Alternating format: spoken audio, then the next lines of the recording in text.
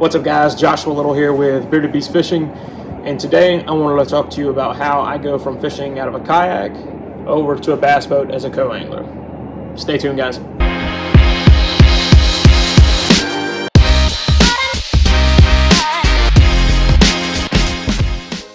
Alright guys, so I'm going to talk to you for a minute about how I go from fishing out of a kayak and then going over to a bass boat, and how I manage my terminal tackle, all of my lures, my rods, as I make that transition from one to the other. When I'm fishing out of a kayak, I keep all of my lures and my terminal tackle in a black pack. This is the one that's got 3 rod holders on the back. It does have the hinges on there, so as you open it, the lid stays open. You don't have to worry about the bungee pulling it down. You can carry 5 of the 3700 cases inside of here, which is probably one reason that it is my favorite to have. If something happens, I've got the lid, my tackle's not going to flip out, not going to lose anything, and then it's pretty easy to close up. You've got the bungee at the front that just holds it in place, and that's how I keep all of my terminal tackle, my jigs, my crankbaits, jerkbaits, topwater, everything stays in that box. The Gruv launch pad is something that I recommend everyone has. You can put it on a bass boat, you can put it on a kayak. I keep one generally on the kayak, and then also one on my black pack as well.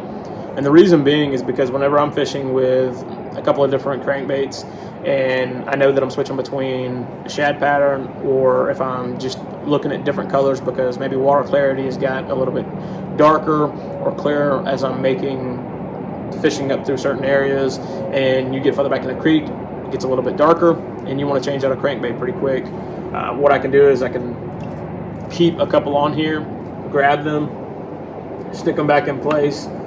They hold in place on the kayak itself, and then also here, so whenever I'm opening up the black pack, you can actually flip it all the way over, and then as you bring it back, it's still right in the same spot, and you don't have to worry about losing any. Keeps it out of the way, it's not at your feet, and then you have easy access without having to go into the crate every single time.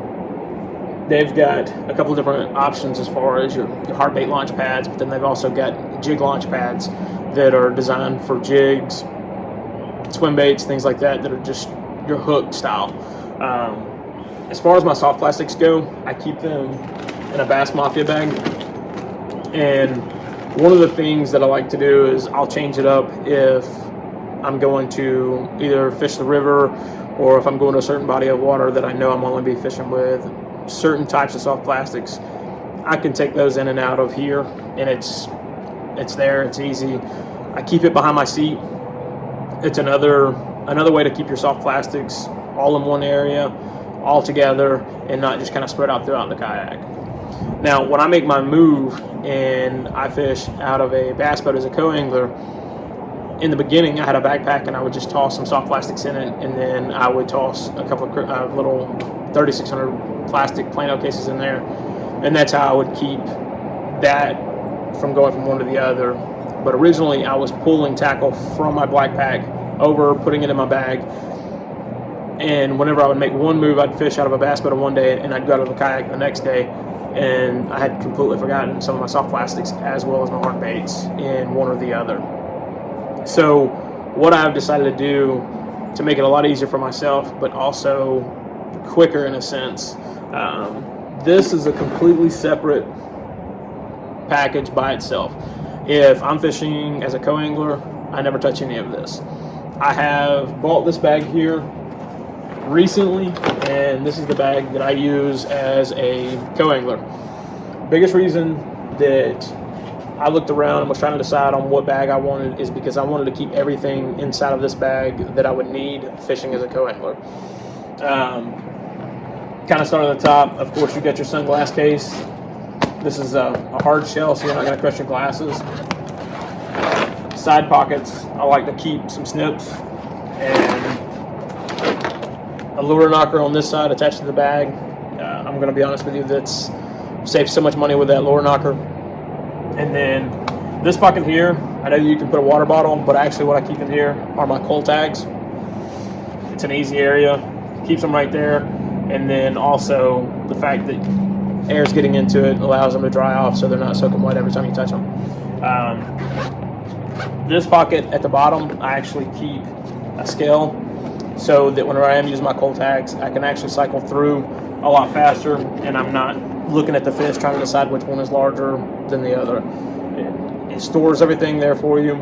It holds up to 8 fish, and every time you add a fish to it to get your 5 fish limit, whenever you catch your next biggest fish, it'll actually show you which fish you can cull for that one.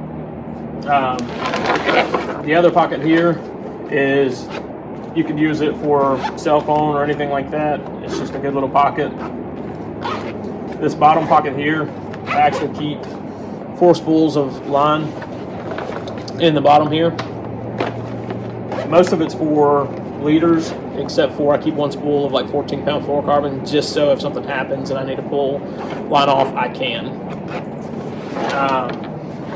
The top pouch itself, this is actually where I keep a pair of gloves, especially fishing cold time, cold weather. But then inside here is actually where I keep all of my soft plastics. And I've got 7 different of the Kayak 3.3s and the 3.8 swim bait packages. I've got probably another 15 packs of soft plastics inside here. And then also a lot of the Z-Man that I may need, and some drop shot baits as well.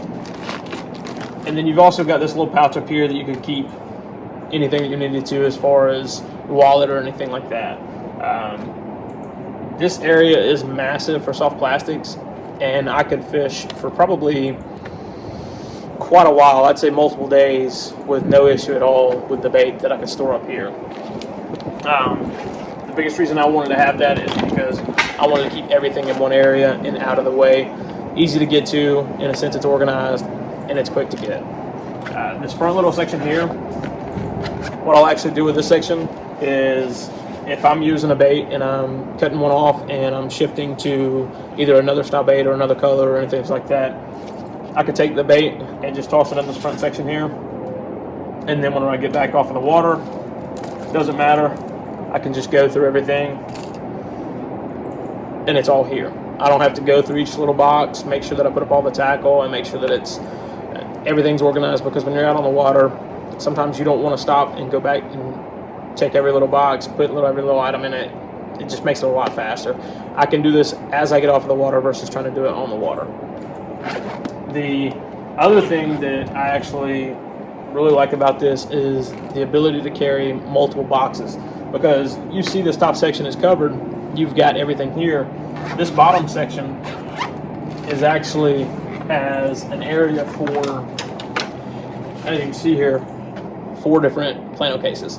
These are your 3600 cases. Once again, it gives me an area to carry terminal tackle. I've got crankbaits, jerkbaits, jigs and chatterbaits, some blade baits in here as well. And then also, as we kind of transition to top water, I'll have my top water. This bag is perfect for this as a co-angler, because you're not going to be using a whole lot more than this. And as a co-angler, you can cover a lot of different tackle that you may need whenever you go out on the water. Doesn't matter what body of water you're going to go fish, this allows you to carry everything you need. One of the things that I have not used on this is actually the back side of it at the bottom has this little pocket here. And inside this pocket is actually a dry bag. And I say dry bag, it's a dry cover. What you can do is you can actually take this out and stick it over the top of your bag, and it keeps all of your gear dry in the bag.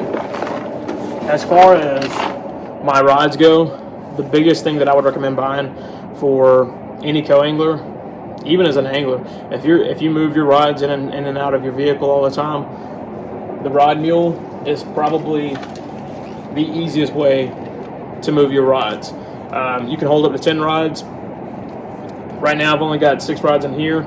I was out fishing yesterday, and as a co-angler, you take 6 rods, it's going to get in everybody's way. This here makes it pretty easy. You can literally take this rod, and as you start to pull this rod out, you pull the rod itself out of the sleeve. You can fish with it. Now, you haven't messed with any of this up here, so whenever you come back and you're done fishing with this rod, you take it and slide it right back inside the sleeve, and you can go to the next rod.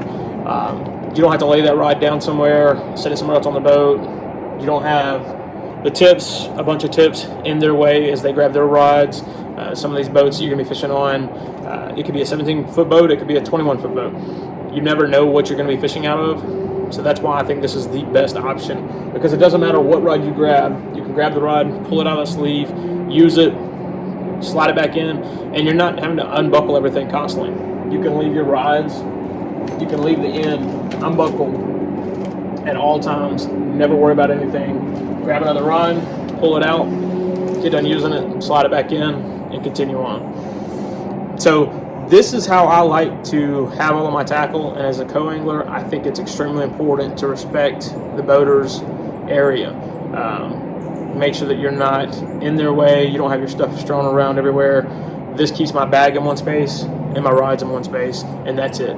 If I need to use anything, I use it, I put it back. So that's how I make my transition. If you got any questions, make sure to reach out to me, and I'll answer anything you got. Thank you, guys.